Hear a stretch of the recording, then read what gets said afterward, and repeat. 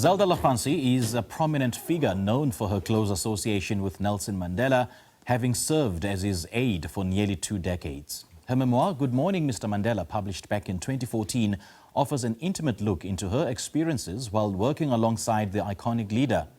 Following the success of her first memoir, Zelda la Grange now has released a new book titled What Nelson Mandela Taught Me. In this work, she talks about the lessons learned from Mandela that continue to inspire her and many others. And she joins us now virtually. Very good morning to you, Zelda. Thanks for joining us. Welcome. Good morning, Simpiwe, and good morning to all your viewers.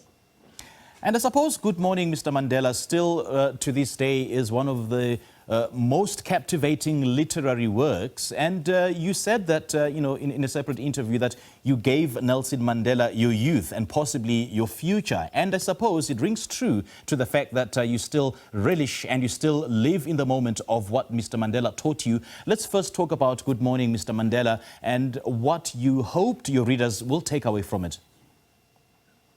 Well, Good Morning, Mr. Mandela was an account from my early life and how the experience of working for Madiba really changed me as a human being and how it impacted me. And then, of course, the wonderful stories, of my time with him as well. There was also some lessons in there. But Good Morning, Mr. Mandela is really more a historical account of, me then joining the presidency in 1994 and how I learned about my environment and about South Africa throughout the years with Madiba. And I suppose your working relationship with Mr Mandela was a very poignant one, was a very solid one. I mean, it speaks of your dedication and your commitment to serving such an iconic leader. And I remember you said the other day that it was very difficult to sustain a relationship because you couldn't be with a man for 20 minutes without Mr Mandela calling you on to do something. So can you share a more memorable experience you had while working with him that profoundly impacted you? Well, that profoundly impacted me. There's so many, Simpiwe. Every day I wish, when I was younger, I had the time to really document everything in more detail because one's memory also fades. But I think for me, the most, meaningful time with Mr. Mandela was when I was planning to actually leave, the environment and the stress and the pressure of that environment was becoming too much for me. And he walked into the office one morning and I greeted him. And as we walked into the office, he said, Zaldina, I had a dream last night. I said, yes, Kulu, what kind of dream did you have? He said, I dreamt last night that you left me. So I don't know, what really? that was, but he had, that I was leaving him. But in that moment, I decided, you can't leave. You can't, he makes it worth a million times, even despite the pressures and the stress in that environment, I loved him like a grandfather. So I think that was my most memorable moment for me. And in your new book, What Nelson Mandela Taught Me, what key lesson do you believe is the most relevant in today's world? Well, Simpiwe, South Africa is in a very interesting time. I'm very optimistic about the future of the country.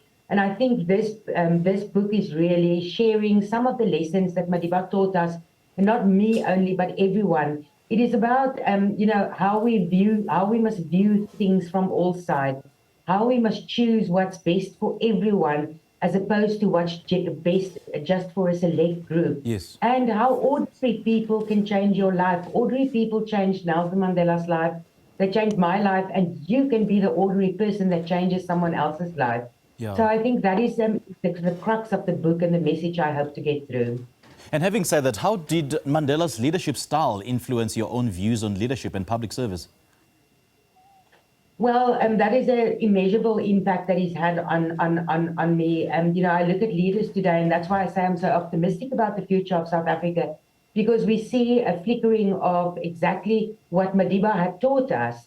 So I look at things from all sides, and as one ages and matures, you also put different meaning to the experiences I've had with him. And I see a lot of that in our politics at the moment, that there are people really, living up to the wishes and the dreams that Nelson Mandela had for us all.